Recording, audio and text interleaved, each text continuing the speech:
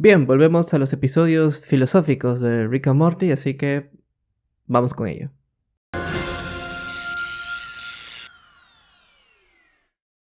Hola a todos, ¿cómo están? Soy Ernesto, bienvenidos a Dime Más Series y el día de hoy vamos a hablar del capítulo número 2 de la temporada 6 de Rick and Morty. El episodio se llama Rick and Morty Will Live, el cual es un juego de palabras con el videojuego en el cual están atrapados tanto Morty y Rick. En este capítulo, como se habrán dado cuenta, no nos han dado tanta información canon, es decir, información sobre Evil Morty, sobre Rick Prime, que hemos visto en el capítulo anterior y el final de la quinta temporada. Y es algo que siempre sucede con Rick and Morty, más parece a veces una serie antológica que una serie común y corriente que tiene una trama principal, pero la mayoría de los televidentes ya está acostumbrado a eso.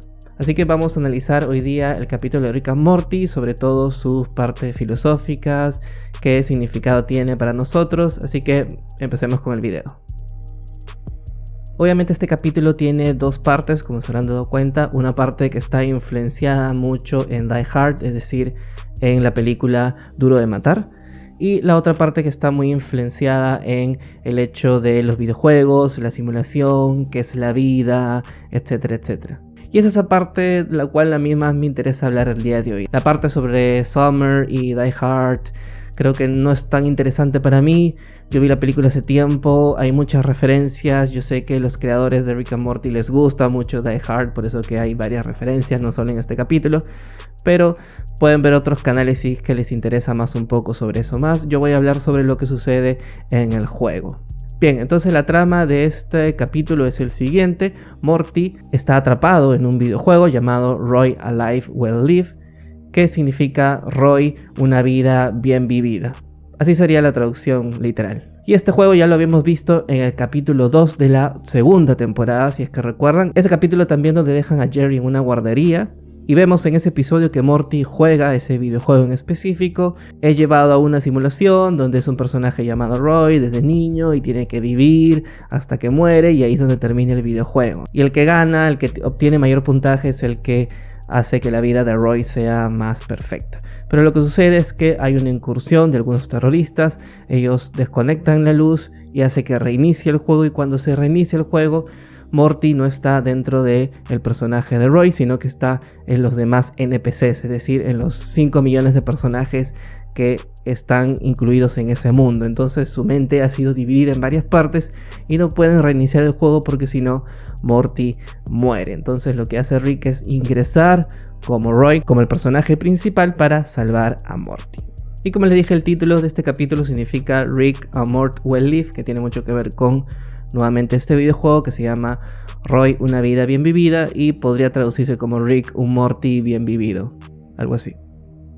Y el primer punto a tratar, muy interesante, de toda esta simulación que vive Morty dentro de este juego, es que nos dan a entender que es una simulación donde están viviendo estos Mortys, pero ellos no lo saben, sino que siguen su vida común y corriente hasta que llega Rick y les comenta obviamente que están en una simulación, que es un videojuego, que no es realidad, que tienen que seguirlo a él para morir literalmente y poder ser uno. Es decir, toda una fanfarria con un discurso muy parecido a un discurso religioso, que es lo que también dan a entender mucho en este capítulo y que lo vamos a hablar posteriormente. Pero lo que quiero hablar hoy día es sobre la simulación. Obviamente, si esto sucediera en la realidad, sería muy parecido a una secta religiosa. Si alguien viene y dice, estamos en una simulación, esto no es real, tiene que seguirme para poder ir a vivir la vida realmente, sería muy parecido a una religión. Pero el problema es que podemos nosotros saber que estamos en una simulación.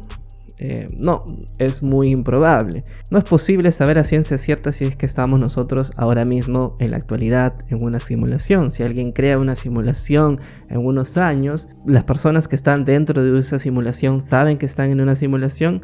Es un poco también que lo que sucedió en uno de los capítulos pasados de Rick and Morty. Entonces, si alguien viene y nos dice estamos en una simulación, tienen que seguirme, obviamente se escucharía igual como se escucha a este Roy. Pero quiero también hablar aquí de la solución de Rick, que dice que ellos van a construir naves espaciales, van a ir al espacio, y como el juego tiene límites, van a morir, y eso hace que reinicie todo el juego. que es un poco con lo que yo había escuchado del filósofo Slavoj Žižek, que según él no es su idea, sino que lo leyó en una introducción a la filosofía, que él tampoco recuerda el nombre. Si alguien lo sabe, me lo escribe en los comentarios. Lo que dice Slavoj Žižek es que los parámetros de un videojuego se parecen a los parámetros de nuestra vida diaria. Por ejemplo, cuando nosotros estamos jugando un videojuego, solo podemos movernos por ciertos lugares, vemos unas montañas a lo lejos, pero no podemos ir a esas montañas porque no son parte del juego. El creador del videojuego lo ha creado para rellenar espacio y nosotros no tenemos por qué ir ahí porque no es parte del juego. E igual en la realidad puede ser que el espacio exterior, que los demás planetas sean parte de exterior de este videojuego donde estamos nosotros o esta simulación. Por lo tanto, el que creó el mundo, haciendo un símil, haciendo una analogía, el que creó el mundo solamente creó nuestro mundo para que nosotros en la Tierra nos movamos y podamos ser libres, pero en el espacio obviamente morimos, no tenemos las herramientas suficientes para ir allí, pero no contó con que el ser humano construiría naves espaciales, construiría telescopios y pudiera salir de nuestra atmósfera, lo cual se supone no es posible o no estábamos destinados para ello. Entonces hay una semejanza en el cual cómo funciona un videojuego y cómo está estructurado nuestra vida diaria en este mundo. Entonces lo que nos da a entender obviamente este capítulo de Rick and Morty es que si alguien viene ahora en la actualidad y nos dice estamos en una simulación en un videojuego, no es posible probar eso, ¿no? Lo daríamos como una persona que está loca o solamente la única forma de hacerle caso es tenerle fe y ahí estaríamos entrando en el terreno religioso, que es el segundo punto del cual quiero tratar, el tema de la religión y la relación que tiene la religión con la política. Obviamente cuando llega este Roy, que se supone que es Rick, y le dice, sí, ustedes tienen que seguirme, no es un culto religioso, tienen que dejar de hacer canciones y más bien seguir mi causa. Lo que sucede es que varias personas se lo toman obviamente como un culto religioso, solamente la única forma de creerle a Rick, no hay ninguna prueba científica, él no da ninguna prueba científica para que verdaderamente ellos estén en una simulación, sino que tienen que solamente creerle.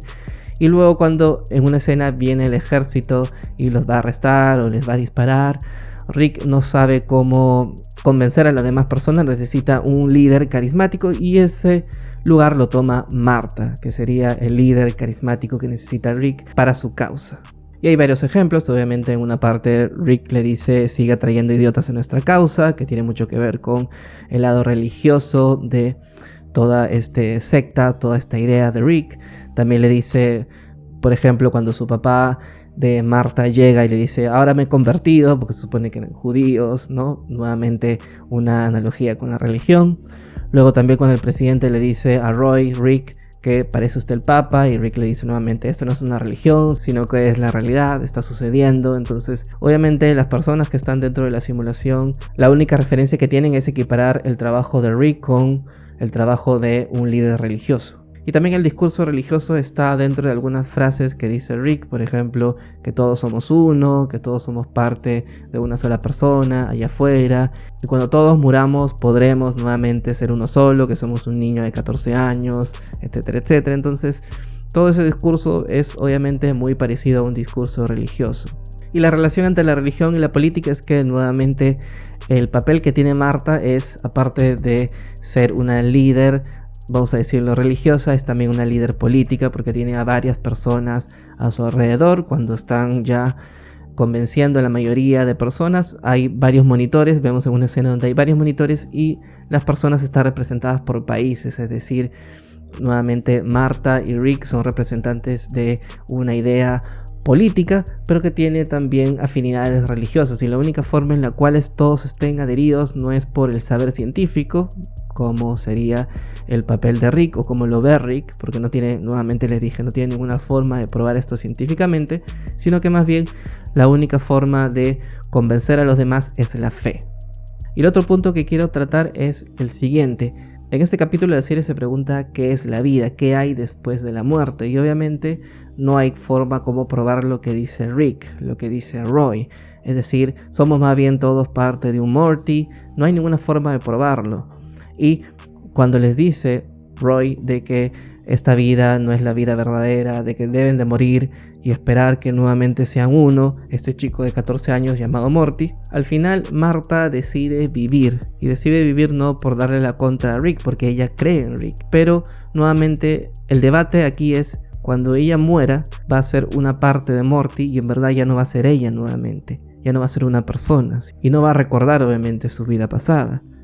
Entonces, por ese motivo, Marta decide vivir en la simulación porque es la única forma en la cual ella puede ser plena. Aparte que es la única vida que conoce, no hay otra. El ejemplo que te da en el capítulo es que si una persona viene y te dice que esto no es real, que la verdadera vida te espera después de la muerte, es lo mismo que te puede decir cualquier líder religioso, cualquier religión, de que esta vida no es la verdadera, de que debemos esperar a la siguiente vida, a la eternidad. Entonces, cuando seamos uno con el verdadero creador, todos esos son discursos que se parecen mucho a un discurso religioso, y por lo tanto el papel que toma Marta, la posición que toma Marta no es al final la de un líder religioso, sino más bien se aleja de la fe y se convierte en una liberal, y obviamente decide ella vivir su vida porque es la única vida realmente que ella conoce. Es decir, la única vida plena que va ella a experimentar es la que está viviendo ahora. Y obviamente